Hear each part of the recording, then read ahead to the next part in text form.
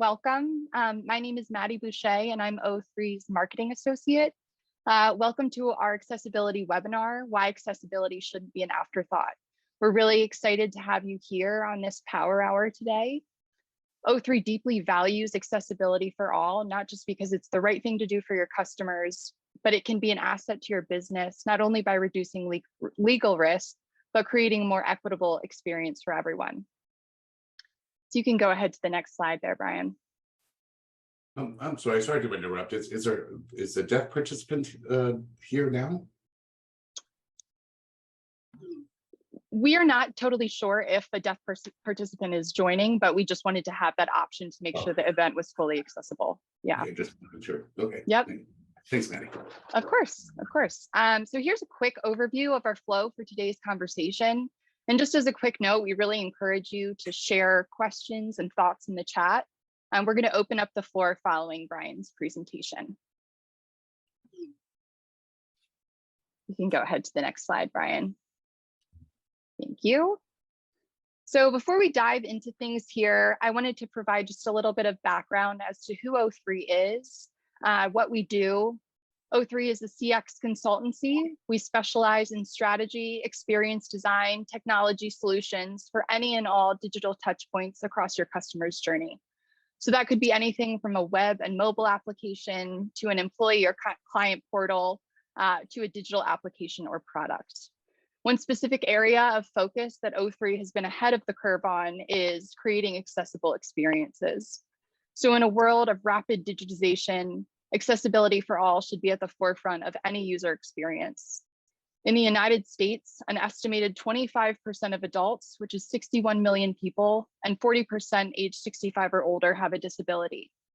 Today, it's estimated that companies without accessible sites are losing $6.9 billion a year to competitors whose sites are more accessible. However, despite the growing number of accessibility lawsuits, many businesses have been slow to adopt an accessibility strategy.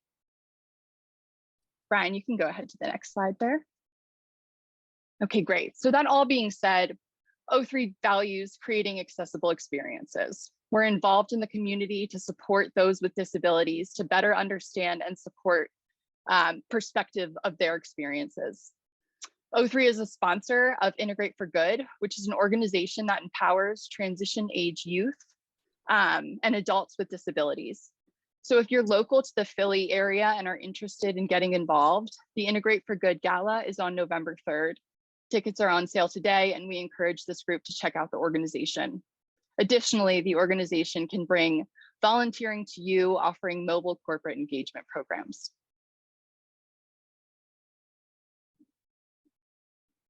So without further ado, I'd like to introduce Brian Crumley. Brian is O3's leading accessibility expert. Brian has been a major contributor to our core clients, including Vertex, the Institutes, SEI, and many more over the years.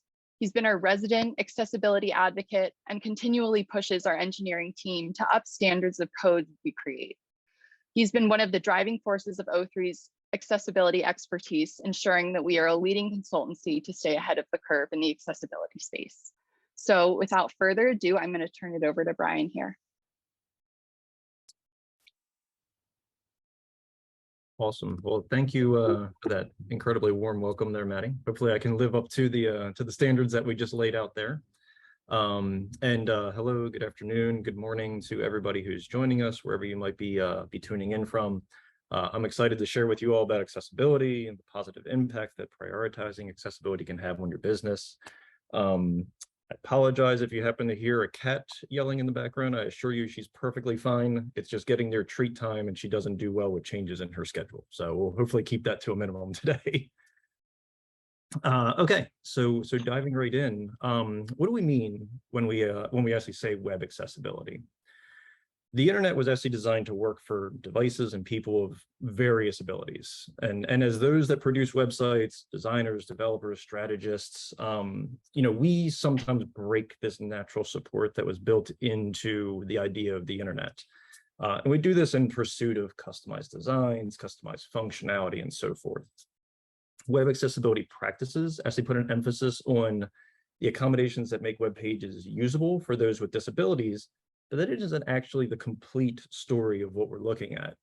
Many of these considerations that are critical for individuals with disabilities simultaneously improve the overall user experience for everybody. And we'll dig into a little bit of that as part of this presentation.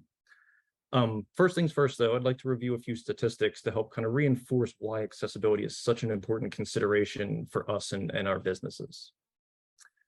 So 25% of individuals around the world have some form of disability. I think Maddie talked about some stats at kind of a global level, but here in the United States, that actually translates to 61 million individuals with disabilities. And that number is actually larger, I think, particularly if you've been in the design and development field for a little while. We sometimes get asked to support some pretty fringe browsers, some pretty fringe devices and everything. And that 61 million number far outweighs any of these legacy things that we've been asked to support previously. In fact, those 61 million individuals is actually larger than most minorities in the United States. So we're talking about a very significant group of individuals as far as the number of people included. 30% of people, 30% of working people have some form of disability. And this number shows that particularly as we're looking at our peers and our clients and everything, we're definitely interacting on a day-to-day basis with individuals which have some type of disability. This number is actually probably going to go up as the population ages as well, because you can actually experience new disabilities as you age over time. Now, you might be thinking to yourself, kind of looking at this statistic, I haven't really noticed anybody with disabilities. And there's good reason for that. 75% of disabilities are actually not readily identifiable simply by looking at a person. These types of disabilities can include various conditions such as low vision, color blindness, hearing, cognitive disabilities, and that's really just to name a few. Now, these three stats we've looked at are pretty impactful in of themselves, but when we focus directly on the business aspect of it, I think it's pretty telling. 71% of individuals with disabilities have reported that they have abandoned a website that has been difficult to use. And this obviously speaks directly to a business's bottom line. And it doesn't necessarily need to be something where there were no accessibility barriers. It could simply be that they were less critical. There were fewer barriers, and that was enough to go through and shift their business from one business to another. So this is something that is kind of an ongoing and iterative kind of approach that we can think about when we are talking about accessibility. Now, if a website isn't providing the accommodations for this group of 61 million individuals, the lost revenue to that is very real. Again, Maddie kind of touched on a global statistic for this, but those individuals in the US, those 61 million individuals, they happen to have one of the largest discretionary incomes among working age people, with over $300 billion annually. This is money sitting on the table that these people want to be able to go through and spend and invest with companies. And it's up to us to go through and basically provide the accommodations for them to have the same privileges that we have when we are going through and using a website.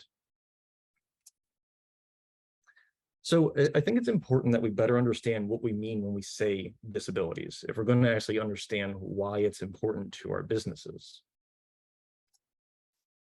I think oftentimes when people think of disabilities, you think of things like someone may be missing a limb. So this would be a touch or a motor control disability.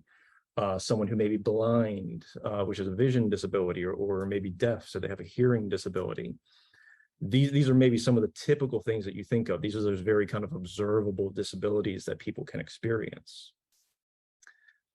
In fact, all of these disabilities kind of fit into a general group of categories, which include vision, speech, hearing, cognitive, and motor control.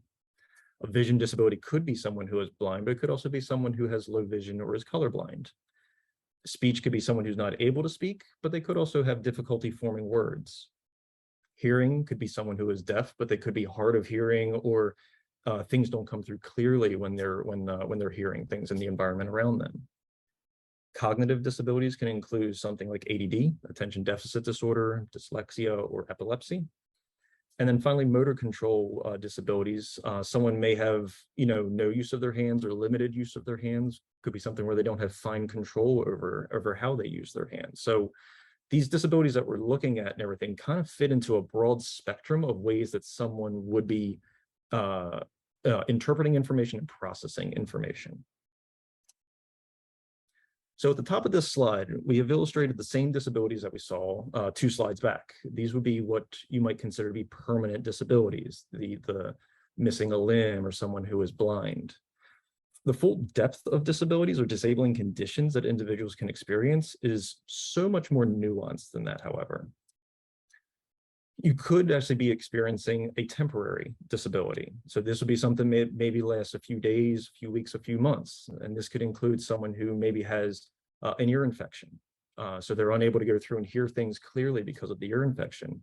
They could simply have an arm injury, got a little crazy on the ski slopes, and now their arm is in a sling and they only have one arm to be able to go through and kind of do what they used to do with 2. There's also situational disabilities. And these ones are ones that could last a couple of minutes to a couple of hours or something, but they do go through and change someone's ability to go through and interact with their environment. You could be a bartender in a loud bar where it's hard to go through and discern what people are saying. Or you could be a new parent. You could be walking down the street holding your child in one arm and trying to look up directions, or order an Uber with one hand with your phone in the other arm. These are not situations that are going to last for a prolonged period of time, but they do change the way that somebody would go through and interact with your website or your application. So knowing this, I think we now understand that anybody can experience a disabling condition at any point, and the benefit from accessibility accommodations that should be in place for those that require it also help a much broader audience in various conditions that may appear. So now that we understand the breadth of these disabilities and these disabling conditions, let's dig a little bit into what our target is for making a website accessible. The Web Content Accessibility Guidelines, the WCAG, or some of them may have heard it referenced as WCAG, or at least that's how I reference it, is WCAG. There's a couple different pronunciations depending on who you talk to. These WCAG guidelines were actually derived from a set of international standards put together by the World Wide Web Consortium. They actually have a division called the Web Accessibility Initiative that is focused on accessibility. And these guidelines aim to establish a single shared standard for making web content more accessible. Here in the US, while the WCAG hasn't been defined by law as the standard, lawsuits have referenced the WCAG as the prevailing target for accessibility requirements and the definition of remediation. And we'll touch on the legal aspect of this a little deeper later in the presentation. The WCAG itself is broken down into 4 principles, and these principles kind of lay the foundation for how you would go through and engage with web-based content. These principles include perceivable, operable, understandable, and robust. A good mnemonic way of helping remember this is with the acronym POUR, P-O-U-R. And there's specific kind of thoughts around each one of these. So if something is perceivable, a user must be able to go through and actually see and perceive the user interface, the overall layout of the page in some way using one of their senses. Operable, users should be able to control the experience, the user experience in some way using an input device. Mouse is the typical one that people think of, but you also get into things like keyboard, voice command, eye gaze, things like that. Understandable, content should be readable. It should appear in consistent and predictable patterns so people know what to expect from your experience. And then finally, robust. You want to be following web standards, and you want to work. You want those web standards to be able to work with current and future browsers and devices. So within the WCAG, there's actually 3 levels of success criteria within each one of those principles that we just covered. That includes A, AA, and AAA. A is kind of setting your bare minimum level of accessibility support. This is considered the essential stuff. You have to have this in place if you're going to provide at least some degree of an accessible experience for users. AA is a much broader target, includes further optimizations and is kind of the ideal support. This is that one that we talked about as kind of the target. And then there's AAA. AAA is a very strict level of support. It can include very significant design and content considerations. It isn't for everybody. It's certainly something that it's great to strive for. Certain industries are beholden to AAA, but is not always even possible for every website to go through and meet AAA. So generally for broad use, AA is kind of doing what everybody needs as far as the ideal level of support. And these three levels actually build on each other. So for instance, to be considered level AA compliant, which is that target, all applicable success criteria under both levels A and AA must be met. So you meet everything in A, that makes you A-level compliant. And then you go through and are able to go through and meet AA level compliance. And as of the time of giving this presentation, WCAG version 2.1 level AA has become kind of the prevailing standard to target. It's what we target when we are working with clients here at O3. But also over 75% of lawsuits now reference WCAG 2.1 AA as that target to go after. Okay. So now that we've had a little of an accessibility baseline set, let's dig into the impact of these accessibility considerations. I'd imagine that many of you have heard a variety of different reasons for putting off accessibility support within your various companies. It could be that there is the perception that there aren't that many users with disabilities. I think we've already kind of touched on that a little bit. Maybe that is too hard or takes too much time. It could cause delays to some established timelines. And of course, it could be that it costs too much money. My hope is that in the coming slides, we're able to go through and address these head on and hopefully kind of demonstrate that accessibility can have, demonstrate the impact that accessibility can have across a broad range of what I would consider to be already important business goals. So improved overall customer experience. We touched on this a little bit earlier, but taking accessibility into account from the start of a project actually results in an experience that not only provides equal accommodation for individuals with disabilities, but also produces a better experience for everyone overall. Providing an alternative means to go through and read content, watch rich media like videos or listen to podcasts, and interact with elements on the page is actually critical for individuals with disabilities, but it optimizes and allows flexibility for all users. If we were to go through and take a look at maybe a couple of real world examples, I've got 4 photos up on the screen. We're going to take a look at 2 on the left to start. But in a physical environment, everybody takes advantage of lower curbs or what most people call curb cuts. And this is a feature that was provided for disability access. If an individual is in a wheelchair, they are able to go through and safely navigate from one end of a street to the other by being able to use these curb cuts. Individuals with strollers or small children, we have a photo here on the second from the left where we have a group of individuals that are crossing the street. There's an adult with a small child who's on a scooter. There is an adult pushing a stroller. And there's a mixed group of individuals that is carrying a child. There's a child walking.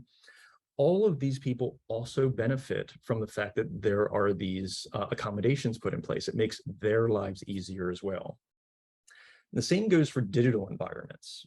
By providing, let's say, looking at the 2 photos on the right here, we have a woman on a train who's holding her phone. Let's say she's on her phone looking at a video right now. By providing captions for your videos, you're actually providing accessibility accommodation for those with hearing impairments, but you're also providing support for someone who may be, like in this photo, on a noisy train where she wouldn't necessarily even be able to hear what is coming out of the phone itself. Captions allow her to go through and be able to watch that content in an environment where she couldn't actually hear what is being said. If we swing it to the complete opposite side, maybe she is actually not on a train, maybe she's in a library where she's not actually able to go through and listen to sound at all. It would be disturbing for everybody else. She's able to go through and use captions in the same capacity to be able to absorb the content. Now, a good thing is that accessibility overlaps with many other practices you and your team should be or probably are already taking into account. Your content writers and your developers are probably writing and displaying content in a semantic way. They're using the appropriate HTML tags to go through and display content on the page. Your user experience team should be striving to make the overall experience as easy and efficient and fun to use as possible. Your design and development team should be taking into account support for various browsers and devices. Mobile devices in particular can be all kinds of sizes and everything, and that's going to be taking that into account. And then all of these items follow SEO best practices. Generally, companies are investing in SEO. That is something that is kind of very prominent these days. So if your website meets WCAG standards, search engines will promote your site higher in the results to ultimately generate more traffic and hopefully more business overall. Now, I mentioned a lot of different disciplines on that previous slide that we looked at: content writing, user experience, visual design, development. There's a bit of a common misconception that accessibility is more of a technical concern, something for the development team to own and address. And don't get me wrong, there are a lot of responsibilities that fall to the development team, but it's important to remember that it's the responsibility of everybody to ensure that your digital property is accessible. If we're going through and describing the chart here that's on the screen right now, you can see we've kind of broken out some of the key phases of a project: strategy, design, development, testing, and release. And what the bar at the bottom of it is showing is that over time, the later that we wait to start the accessibility process, the more involved it is to go through and actually implement accessibility considerations. So what we want to go through and do is we want to go through and shift the accessibility discussion, the accessibility actions, from that point where we're remediating things that have already been put out into the world to we're having these conversations starting in strategy. And strategy is consulting with design to better understand how to go through and put in place accessibility practices. And by the time the development gets involved, they know that everything that they've been handed from strategy and design is now built on sound accessibility practices. Testing now knows that they are basically validating as opposed to hunting down accessibility issues. And then when it goes out into the world, it hopefully goes out into the world with far fewer accessibility defects. And this is that effect of going through and starting these conversations, starting taking action as early as possible in our process. And this is hopefully how we go through and reduce the misconception over time that accessibility takes a lot of time, starting earlier, distributing that responsibility, and going through and making sure things go out into the world with these thoughts in place. So an extended market reach, I think something that we've all, seen, learned, experienced ourselves, particularly over the last few years, is that access to digital experiences is not really a novelty anymore. It is truly a critical aspect of modern life in every way, and I think a lot of people are still experiencing it, given that I'm giving a presentation from my living room right now. We learned earlier about those 61 million individuals in the US and the disabilities and the power that the spending power that they represent. And accessibility support is a key factor in how you go through and reach the broadest group of individuals and best serve them. It really is a key factor moving forward in how you go through and kind of represent yourself and your business. And that plays into your enhanced brand reputation. I've included a link here at the bottom from HubSpot, actually, that kind of digs into this. But 9 out of 10 internet users who are blind are actually vocal anti-advocates for companies whose websites aren't accessible. And this isn't actually just the individual who experiences the disability. This means that that individual, as well as their family and friends, are actually making purchasing decisions in solidarity with those that require accessibility considerations. You're not losing just that individual. You're using the people that care about them. You're losing their family and friends. You're losing their acquaintances and the individuals with disabilities around them. So it has very much kind of a domino effect when you do have one of these issues. So adopting accessibility support can lead to an enhanced brand reputation. The hope is that if people, believe in who your company is, they believe that your company is supporting them, you're going to have increased sales, and that, ultimately is probably, providing a more loyal customer base.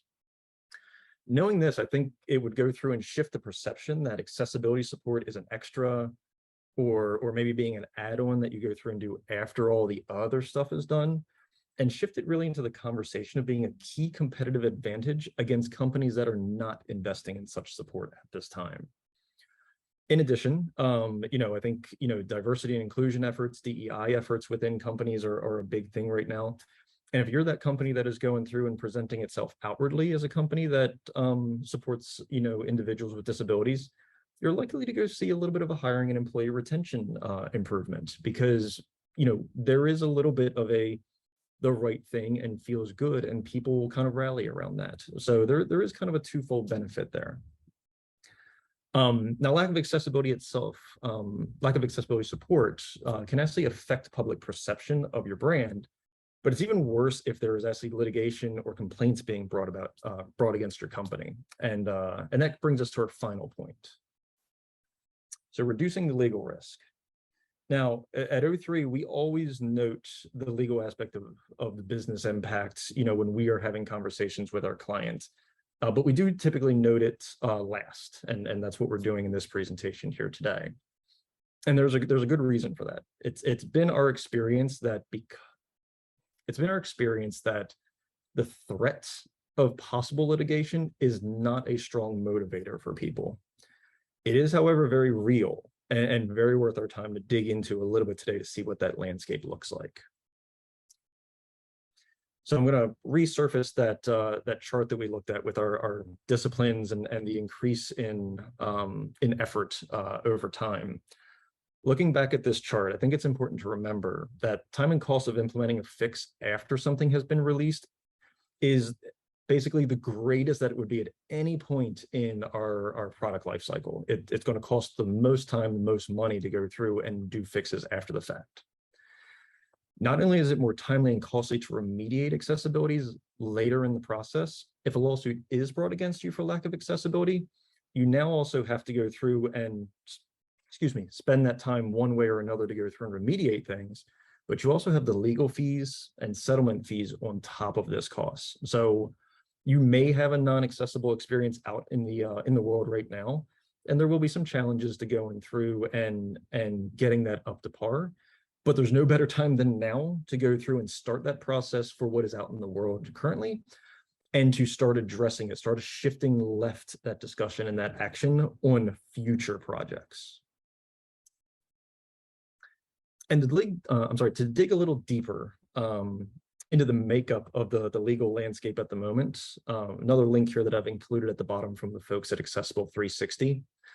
They have found in their research that plaintiffs in these accessibility lawsuits actually win 90% of the cases that make it to court, and even more of them are actually settled confidentially within days of the suit being brought. So to kind of elaborate on that a little bit, I think there's the general idea when the legality of things comes into play of like, well, maybe we can explain this away, or maybe we can talk through it. You're not. It is a very clear-cut thing. You either are accessible or you are not accessible. Very large companies have tried to play this game and they have lost. So, when you're considering the legal risk of things, it isn't really a matter of, well, can we get out of it? If you are caught for it, you will have this time and cost that is associated with remediating these fixes. Now, in the past 15 years or so, the United States and a bunch of international governments, they've developed various litigation around,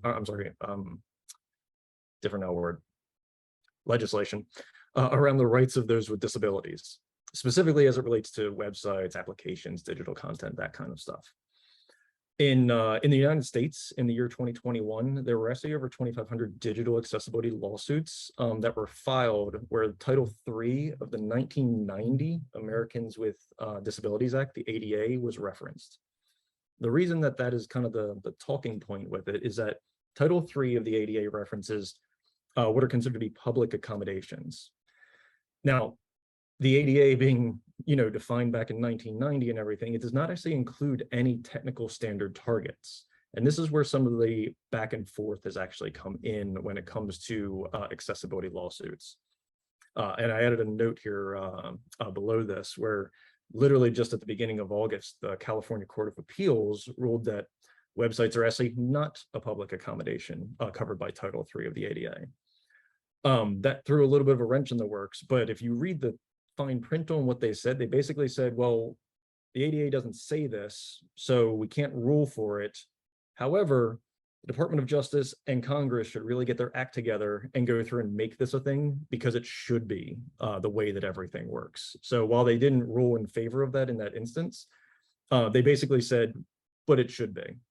And California is also only one of a handful districts where there are a lot of accessibility lawsuits.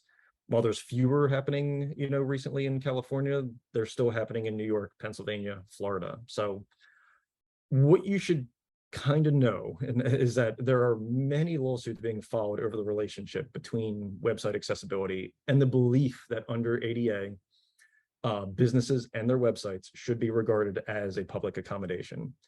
And while there is some back and forth in the courts around this, there's no doubt that there is a risk here, and it's really only a matter of time. Might be a couple of years, let's say, 2-3 years and everything before it becomes a reality, but it is only a matter of time until this is codified by law. So again, no better time than right now to go through and start getting these in place and getting ahead of what will ultimately be defined by law. So looking back at the list of benefits that we covered here, improved overall customer experience, overlap in best practices, extended market reach, enhanced brand reputation, and reduced legal risk. If we were to look at these outside the context of accessibility, sure sounds a lot like the basic things that most companies strive for in general, and that are kind of a part of their company identity. So why shouldn't accessibility be integrated into these existing and kind of established efforts? Jumping back up to the worldwide level here, there's more than 1 billion people with disabilities. And those individuals, aren't asking for anything special. They are basically looking for equal access to be able to go through and engage with businesses as customers and employees in a way that everybody else is able to at this time. And by developing a long-term commitment to accessibility, I think your business has the ability to go through and reach this market and likely realize some of the associated ROI that comes with everybody that is a part of this group. And there is also the fact that it is the right thing to do, and it feels good to not be excluding individuals from your product, your website, your service. Awesome. Well, thank you everybody for the time to walk through everything. Hopefully that was informative. Really enjoyed being able to go through and provide a little bit of a baseline for accessibility considerations and explore its impact. It looks like it's 12:35 Eastern time here, so I think we are good to open up the remainder of our time today to address some questions. Maddie? Yeah, and some have already come through. Excuse me. It looks like we have some questions being dropped in the comments and then also in the Q&A section. So this is a good one to just start off with.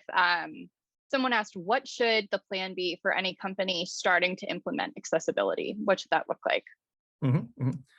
Yeah, that's a brilliant question. And it's, it varies a little bit by the company.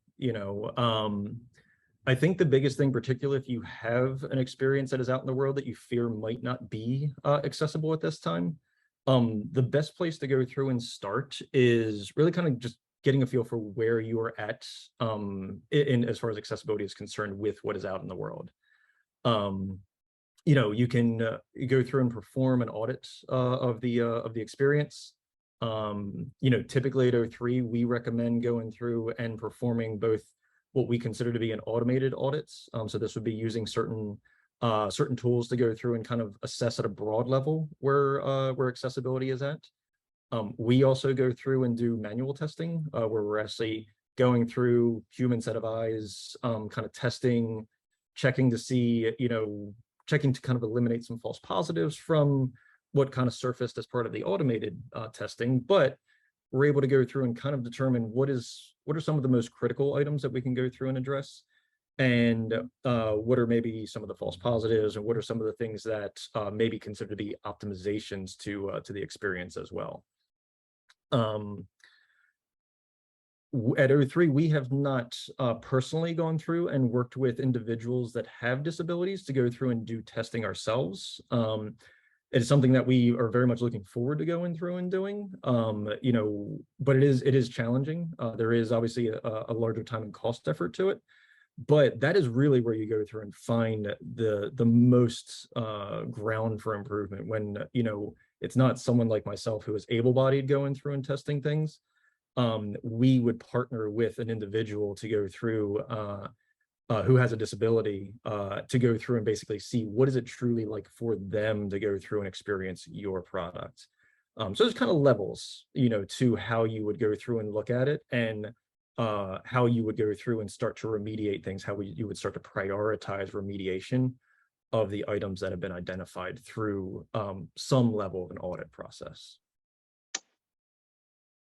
Thank you for that. And just as an FYI, there's a lot of questions coming through. So thank you for everybody that's submitting.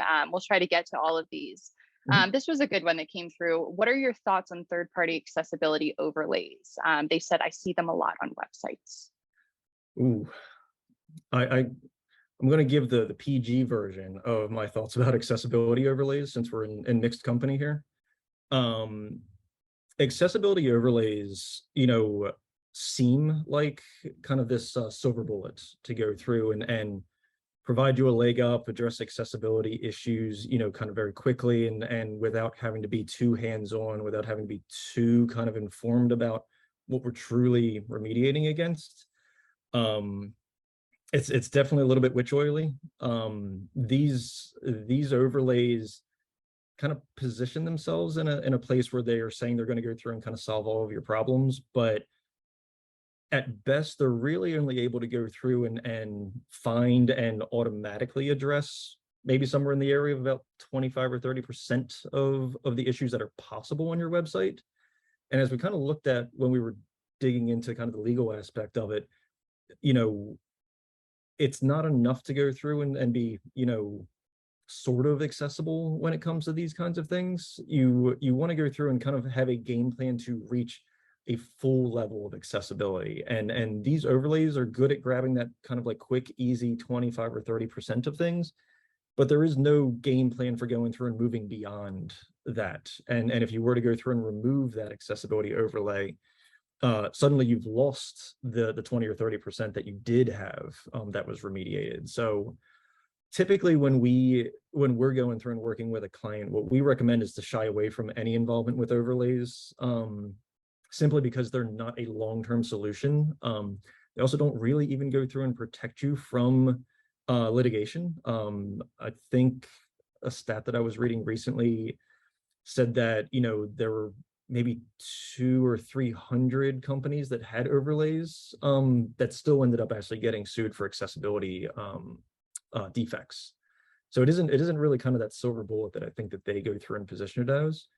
I think, the best thing that you can go through and do is, I think, be transparent about kind of the state of where your accessibility is right now. We often recommend that companies go through and put up a statement of accessibility intents on their website that kind of talks about, this is where we're at, this is what accessibility means to us. We recognize that there are gaps in our accessibility right now. We are working to go through and improve them. If you have issues in the meantime, here is, a dedicated way to reach out to us where we can go through and provide you support so that you can accomplish what you need to on the site. That's something that I think kind of acts almost as like a little bit of a deterrence, in all honesty, for companies to go through and come after you, because you have already gone through and demonstrated that you are starting this process. And what that does is that goes through and allows you a little bit of leeway to go through and start cherry picking the kind of the low hanging fruit, the high impact, low effort accessibility remediations, start getting them into your cycle, start getting them out into the world. They're now a part of your code base, as opposed to being kind of handled by an overlay vendor that could vanish at any point. And then you're going through and basically iterating and building on your layers of accessibility over time. And you now own that, both the remediation, but you also own the knowledge to go through and pursue accessibility over time. Great, thank you for that, Brian. Let's see, if there was a question that came through in the Q&A, how do cookies and tracking settings impact accessibility, if at all? That's actually a good question. I am not aware of anything off the top of my head where cookies or tracking would particularly affect things. Digging a little deeper, I think, into the technical aspect of accessibility. so much of accessibility considerations are really put in place when you go through and you are putting in place semantic code, you're following web best practices, you're doing what you would typically do to optimize for SEO. These are all kind of like foundational, like this is how you should be building your experiences kind of decisions. It's what kind of was the intention in going through and putting out the standards and saying this is how you use the established technologies that we have to go through and build an accessible experience. And users if they are coming to your website and they have some type of a disability, screen reader software and things like that, they're really, they're not kind of like concerned with the cooking of things on the page. They're really going through and kind of reading back to the individual what your website is giving them. So I can't honestly think of anything off the top of my head. I could be incorrect about it, but I think we've generally operated under the premise that building things right from the ground up and everything, you don't necessarily have to worry too much about that relationship. Awesome, thank you. And again, thank you for all of these questions coming in. There's a bunch and they're all great. How often are you doing audits for your own O3's clients, and how do you provide ongoing remediation of these issues? Yep. So at O3, we get a little bit of everything. There's actually some of our clients that we engage with purely on an accessibility level, and then there's certain clients where it's kind of a more standard process, standard project, and accessibility is integrated into our workflows. We kind of showed in the diagram earlier. If we were looking at it from the standpoint of an individual or a company that comes to us looking for an accessibility audit, we do typically go through, again, recommend that kind of simultaneously we perform this audit, but we also go through and start the work on building that accessibility statement. We would like them to go kind of like hand in hand when we're going through and proposing, possible future remediation of things. We try and go through and knock out an audit fairly quickly when we do have an audit that we're going through and addressing, simply because it is a fairly timely thing. Websites are not kind of chiseled in stone, they're kind of ever evolving. So we try and look at it as a sampling of a specific window of time to go through and measure everything. We also go through and try and prioritize everything that we see inside of there. So, what are the kind of the low-hanging fruit? What are the things that are quick wins, but are going to be high impact for users? And then we'll put together kind of an ongoing remediation plan. Here's what we would tackle first. Here's the things that are going to require a little bit more long-running work. These are defects that may actually require some UX consideration, some design considerations. So whether we are actually doing the work or not ourselves, we typically try and position it, whereas here are the things that we identified, and here is the roadmap for how you can go through and hopefully efficiently make some changes immediately, but also have a plan for going through and addressing things moving forward. And then what we'd like to go through and do, because it can be a somewhat complex process. You can sometimes introduce other issues by fixing one issue. We do recommend going forward and doing, depending on where you're at, the level of defects that were found. It could be something as frequently as monthly, doing kind of a quick pass accessibility audit so that we can go through and demonstrate ongoing progress. But we've also done them in like a quarterly or every half year level as well. So it kind of depends on how many defects we're talking about, how quickly you're able to move through them. And then also the tolerance for the client to be able to go through and kind of invest in this effort. Great, thank you, Brian. Shifting gears to industry here, there's a couple questions on that. So kind of trying to lump them into one. What industries require AAA accessibility? And then can you also speak to industries that need to focus on accessibility specifically? Yeah, so I guess kind of to address the back part of that first, I mean, anybody that has an online presence, you have a business website, a company website, a restaurant website, all industries right now are subject to, litigation to it. It's been, restaurant down the street from me, all the way up to Target and Whole Foods, have been hit with lawsuits for accessibility remediation. A lot of there is some predatory, litigation that happens. Unfortunately, it's not great because it, kind of gives, people a little bit of a bad taste in their mouth about this. It is a thing that you should be doing. You should be making your web presence accessible, but there are, that style of lawsuits that come where people are literally just running around hunting for things. But we've seen things as small as like the corner bar or like a small business or something like that, all the way up to, these massive companies and everything. I think Beyonce's website was hit, not too long ago and everything, with a lawsuit from it. So no one is really exempt from it at this point.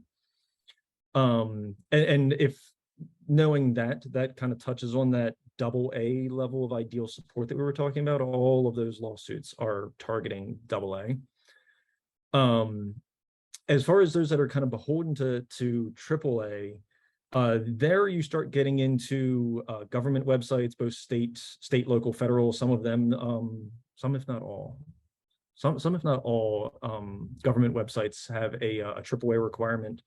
If you are specifically building an experience for individuals with disabilities, that's absolutely a place where you should be going through and providing AAA support. And then I think the other one is around healthcare. I can't remember which part of healthcare, but I believe the other one is around healthcare providers providing AAA level support. They're not necessarily self-exclusive. Like, to be considered AAA, you would have to meet all AAA criteria. So, you can be A and AA, but actually address some AAA items. There are actually some very achievable AAA accessibility items. You won't be considered AAA. You would still be only considered AA compliant. But there are very valuable things up in AAA that are not that involved to go through and implement, and again, go through and just create a little bit more of a difference between what you and what your competitors might be doing, because you're taking these optimizations into account where others may not be. Thank you. Okay, so we have a bit of a long one here, but it's an interesting question.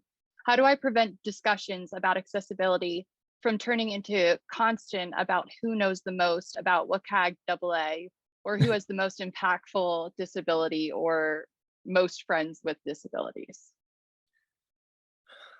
That is an interesting question, actually. I think the way that we try and go through and look at it is that there are very much, how to go through and kind of say this. There are these success criteria that are a part of it, and they are our target, and it is what, is being used for litigation. WCAG 21AA is what is being used for litigation. Having said that, if you're only looking at things from, let's say the Boolean idea of, do I check that box or not? That doesn't necessarily mean that you're going through and providing a delightful or optimal experience for individuals. I think knowing and understanding the aspects of the WCAG are absolutely important. But they are very much guidelines. They provide definition for what you kind of want to meet as a minimum. But the ideal is to go through and produce an optimized, delightful experience for individuals. So stopping at the WCAG, or simply just, well, I checked that box on the WCAG, is not, if you're pursuing this and everything, it is not really where the game ends. It's kind of where it begins. Start by going through and meeting these criteria that, are the dictionary definition of accessibility, but, don't use that as kind of the end game. Use that as a place to start from. We need to get to this point so that we can go through and create a better, smoother, more equitable, more delightful experience down the road. And that doesn't require the most knowledgeable person when it comes to the WCAG. That requires a team effort. That is your strategists, your designers, your developers working together to meet that minimum, but also go above and beyond where possible to deliver that optimized experience for everybody. I hope that answered the question. It was a very good question. It was a very deep question. Thank you for that. So we are getting to the end of time. I just wanted to let everybody know that if any questions go unanswered, we will follow up via email.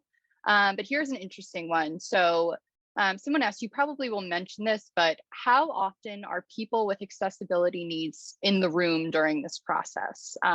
They said, imagine if there was a focus group / panel for folks with accessibility needs at every stage of the process, and their voices could be heard too. The immediate answer to that is not enough, unfortunately. You know, it would be the ideal to go through and have individuals with disabilities involved in every step of the process. I think it would be great if they could actually be a part of the team. I think the next best thing beyond that is to be able to go through and consult with individuals with disabilities at various key phases. There's nothing that says you can't go through and do early user testing. Let's say you're in strategy and you're working on wireframes for a website. There'd be some accommodation you'd have to go through and put in place to be able to support individuals doing user testing with disabilities at that point, but it is very doable. You could also do it in the design phase. You could do it in early development phases. I think everybody kind of looks at accessibility as like well, we're just about ready to go through and release. Let's look at the accessibility. And that's the worst thing that you can go through and do if what you're trying to do is meet accessibility needs. But there is a very real limitation to this, which is access to individuals with disabilities and the time and cost it takes to go through and actually include them in everything. It's unfortunate, but it is the reality of how this kind of works sometimes. We are beholden to a budget and a timeline when we are working on projects. I would say, if at all possible, the earlier that you can include them, the better. If you can include individuals with disabilities, at these key phases, you might be able to go through and include them for specific interactions. If there is a key workflow, a key user journey that you're concerned about, maybe pull them in just for that, as opposed to doing a comprehensive test with them. But any opportunity to go through and get them in is better than nothing. But in the absence of being able to go through and work directly with individuals with disabilities, working with a team that I think understands it, understands the WCAG, has followed best practices, and is able to go through and again shift those conversations, shift that focus closer to the start of the process, will still serve you well over the course of a project. Thank you, Brian. I want to revisit one that came in earlier here. She asked, what would your tips be for advocating for accessibility within a non-public facing digital application? Does/can legal risk also apply here? So it does exist. It's a little bit of a different landscape, obviously. I assume you're talking about maybe like a company like intranet application, something that you're using within the company. It's a little bit of a different animal as far as like what you're open to versus like a public website. But the reality of like what is possible is still very real. I think if we go back to looking at some of those earlier statistics, it's very real that upwards of 30% of the people that you work with, the people who are using this internal tool, may have some type of disability. It may not be as observant as someone may need to use a screen reader and use keyboard navigation or something like that, but something as not simple, but something as common as maybe color blindness or something like that could actually affect an individual's ability to go through and work as efficiently alongside their team members. So I think there is that aspect of it of accommodating the various conditions that individuals within your company may experience, to be able to go through and actually work alongside each other efficiently even when you are talking about internal software. It's all very much the same as far as like you want people to have equal accommodation. The legal aspect of it may be different, compared to something that's public facing, but I think the end goal is to allow for individuals to have the same level of support across the board. Awesome, thank you. And thank you to some of our expert O3ers here too in the chat for answering some of these questions. There's a lot of good questions coming in, but really want to be mindful of everyone's time here. We only have 2 minutes left. Just as an FYI, we will be sending around this recording as well as a list of contacts and resources and anything you might need to know just to kind of summarize what we were talking about today. Just want to call out a big thank you to Brian. He's obviously our expert, so if you have any questions, we will include his contact information in that follow-up email, as well as his email being included right here. And again, please look out for that email at some point tomorrow. And if you have any questions, feel free to follow up with either of us. And we really appreciate your time today, and thank you for joining. Yes, thank you everybody for the time and the amazing questions with everything. I wish we could have gotten to everything, but as Maddie mentioned, absolutely feel free to reach out. My Twitter and my LinkedIn and my email are on this final slide. You know, buckle up. You get me talking about this kind of stuff and everything, I will talk your ear off, but I absolutely love the conversation. So please don't hesitate to reach out if there's anything that I can clarify, anything that that you know we can kind of elaborate on. Would love to take part in an ongoing conversation with it. So, you know, it was great having everybody here, and hope to be able to go through and continue that conversation moving forward. Awesome. Thanks so much again, Brian. And I hope everybody has a good rest of their day. Awesome. Thank you, everybody. Bye.